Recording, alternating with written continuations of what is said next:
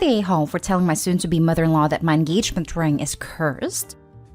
I, female 26, just got engaged. My soon-to-be mother-in-law is a nightmare. We are currently renovating a part of our place, and she has been lent a key in the meantime because she keeps coming over uninvited under the guise of helping clean up. But she really just likes to snoop and interfere.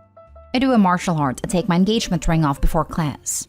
I came home from an afternoon class one day and my engagement ring was not in the jewelry dish that I usually leave it in. I asked her about it, and she told me that she'd taken it to a jeweler to get it cleaned. She looked super smug about it, and when I asked her which jeweler, she pretended she couldn't remember. I didn't want to give her the satisfaction of having a reaction to it, so I just let it slide for a couple of days.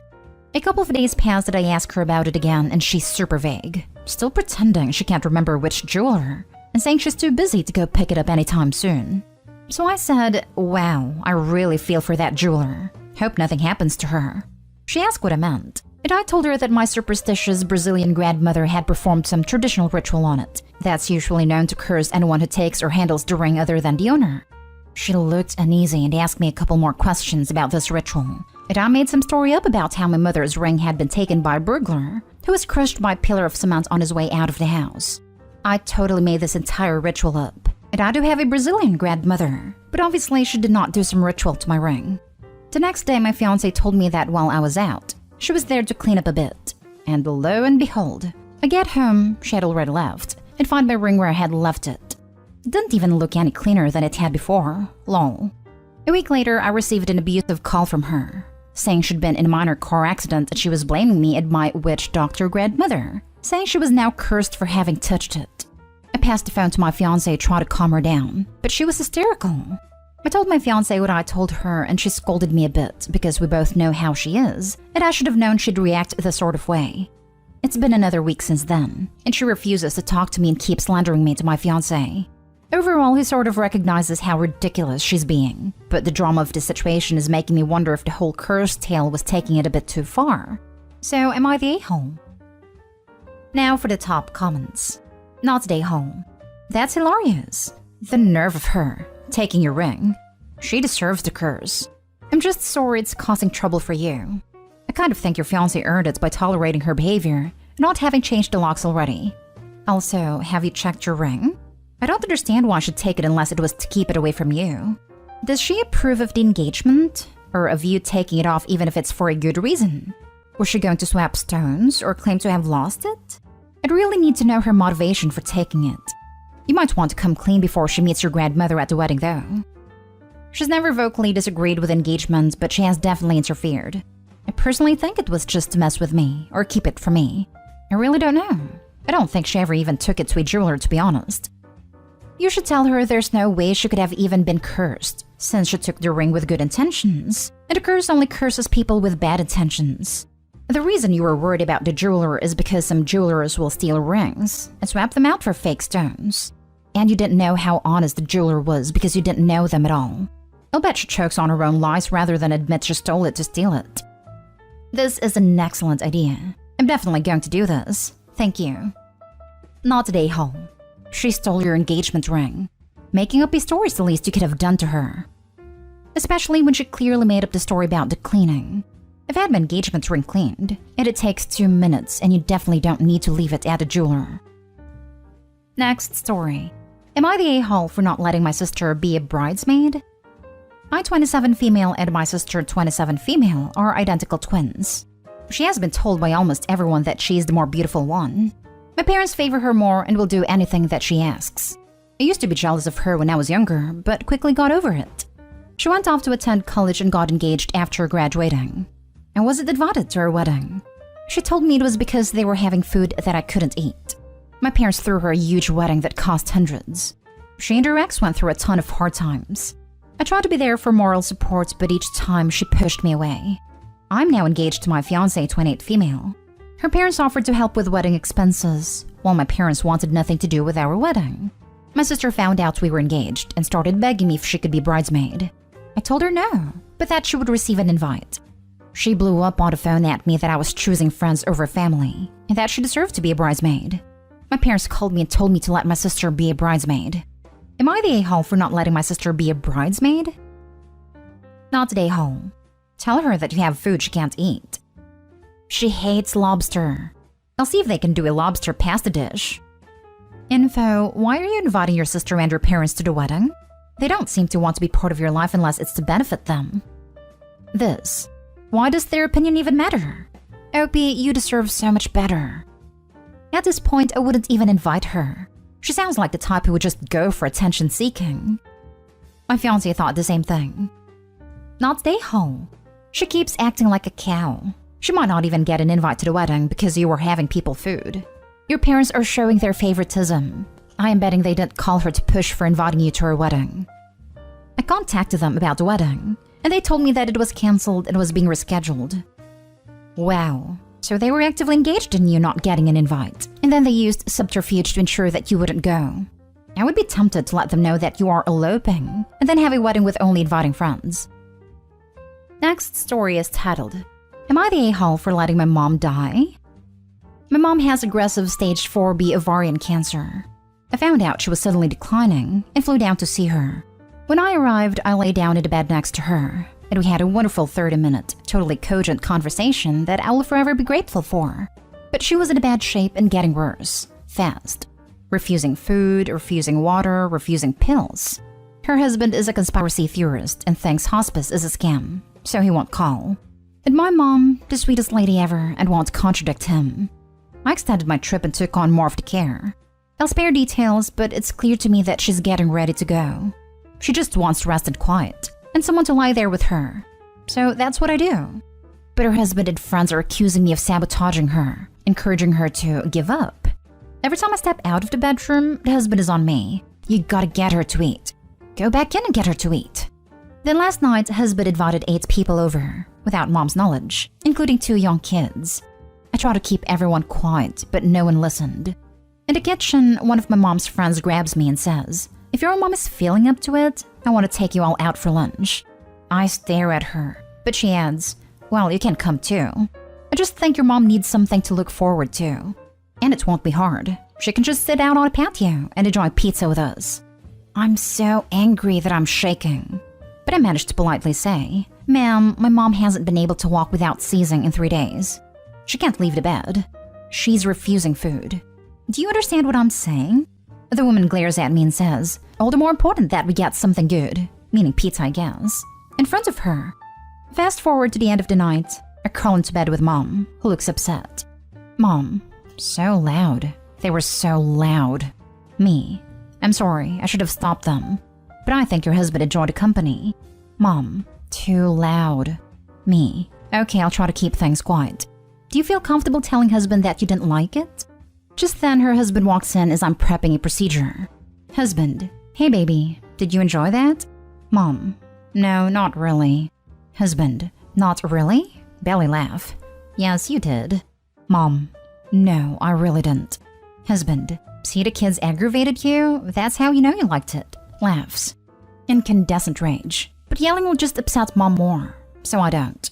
Am I wrong for wanting Mom to go if she wants to?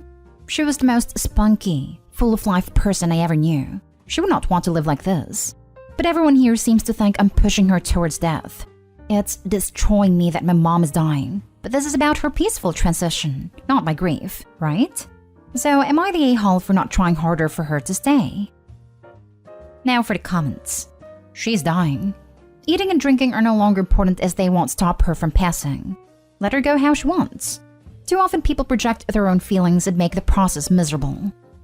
I had a family member pass from being unable to eat or drink anymore without aspirating on it.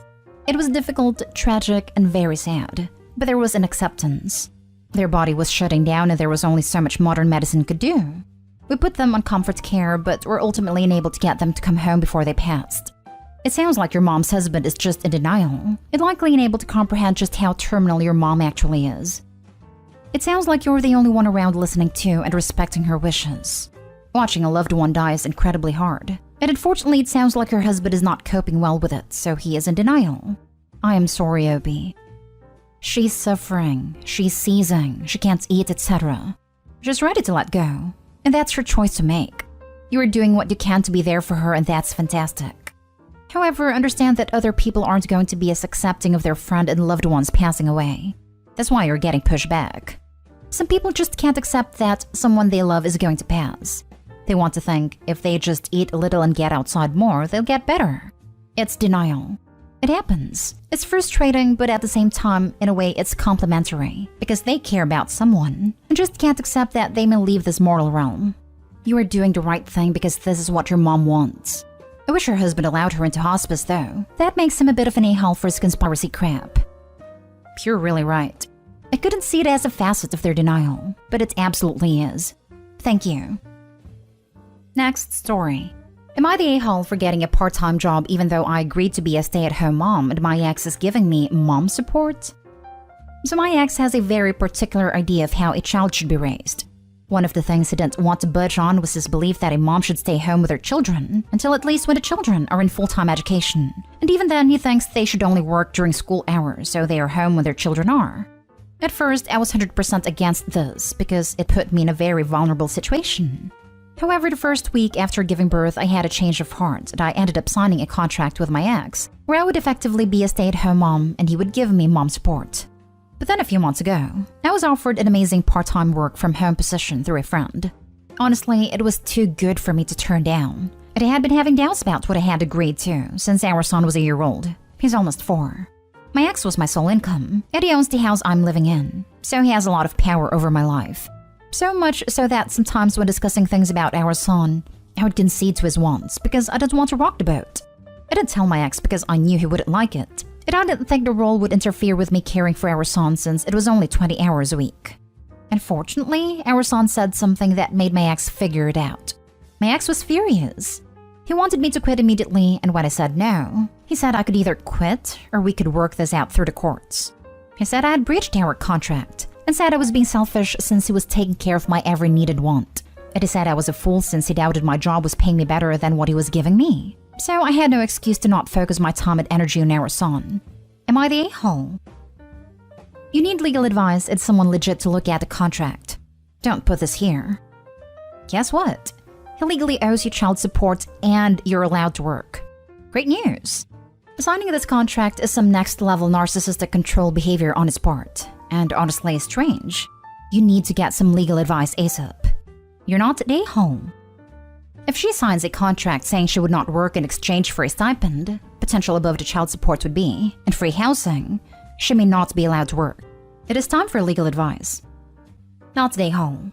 Also, I highly doubt any court of justice would consider this contract valid. You can't force a person to not work. Many companies have been making their employees sign a non-compete agreement, and there have been more and more people contesting those. And from what I saw, the company always lose. The worst that will happen, he will stop paying you. Then you can sue him for child support, so he'll have to pay anyway, and you can start working. Now for the last story.